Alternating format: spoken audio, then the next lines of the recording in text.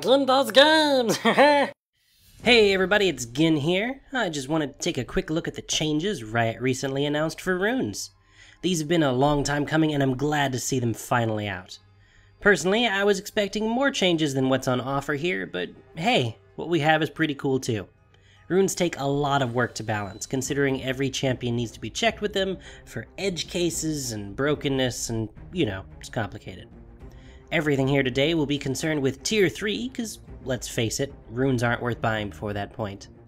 We will begin at the top of the list with seals, just as Riot did. The flat armor seals got significantly nerfed, and yet, at the same time, they're just as good. As compensation for the changes, all champions are getting a +4 armor bonus. So, if you take a full set of them, you'll have just as much armor going in as you did before. This means you junglers out there don't have to change a thing if you don't want to. The main point of this change then is to open up competitive space for the other seals here. Scaling armor, for example, is quite a bit stronger by comparison. When evaluating scaling runes against their flat counterparts, we need to know at what point they beat the value. All scaling runes become stronger at some point, but how quickly? On that front, we can say that scaling armor is now much more viable. Where previously it took until level 10 for them to match up, they now equal the flat runes at level 6.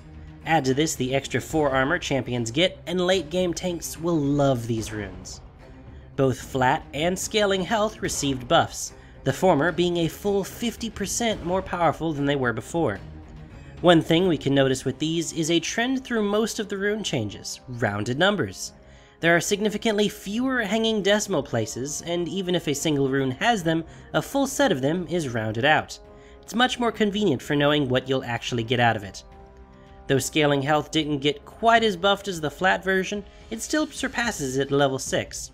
These and the new health regen runes are all now reasonable options to take, with the flats focusing on a strong laning phase, and scaling focusing beyond that time. Armor is still strong and often the most effective option depending on the champion, but you have options now, and it's a reasonable choice for champions with health scaling to take these. In the glyphs section, I'd like to talk about the magic resist changes first. Scaling's gotten a buff basically just to match their armor counterparts. They now equal their flatter cousins at level 8 instead of 9, so it's a nice little buff. It still gives the flat ones a few more levels to be relevant, even when burst casters start getting their ultimates online. The mana regeneration glyphs have both been buffed, and I'm not entirely sure how important that is.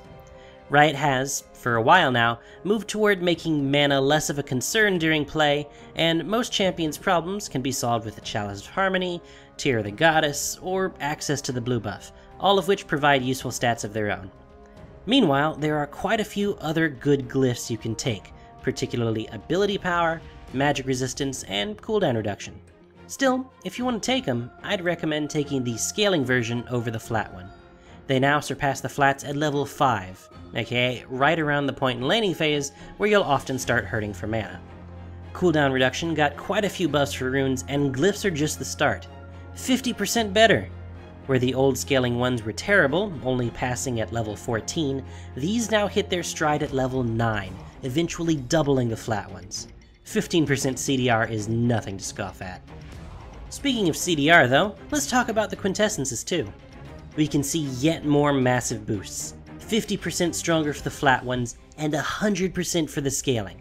100%! Literally twice as good. Just like with the glyphs, these are now equal to the flat ones at level 9 instead of 12. With both the scaling glyphs and quints, and the 10% possible cooldown reduction from masteries, you could reach 40% CDR at level 18 without ever buying an item. You probably won't do that, but hey, it's fun to see the math. All of these now seem like perfectly reasonable options. Attack speed quintessences have also been buffed, such that having all 3 gives you more attack speed than a dagger. Though not always the best choice for a champion, these are quite easily one of the highest value runes in terms of in-game gold. Attack-based junglers like Tryndamere and Master Yi can really appreciate these changes. We might even see this on some marksmen in the bottom lane. Lastly, the only real nerf on the list goes to the lifesteal quintessences. Like the armor changes, these are supplemented, this time by buffing the feast mastery. However, many players don't like taking Feast as it takes away from points they could be using to get damage. Lifesteal Quints were really popular on marksmen in the bottom lane, usually taking 2 of them for some useful lane sustain and leaving that last slot for damage. Now they'll have to find some way to work around that as it gives 1% less. They can either fill that last slot and have less damage, or suck it up and heal less. Potentially, this could mean a return to popularity for more defensive supports like Soraka. We'll just have to see how the meta shifts. So, thanks for watching everyone. I hope you found this useful. If you did, please let me know by hitting the like button. Speak up in the comments below if you have advice or questions. We're all here to learn. Subscribe for future stuff like guides, gameplay, and general silliness. Follow me on Twitch for streams and Twitter and Facebook to see what else is going on. Till next time, I've been Gin, and you've been watching me talk about a video game.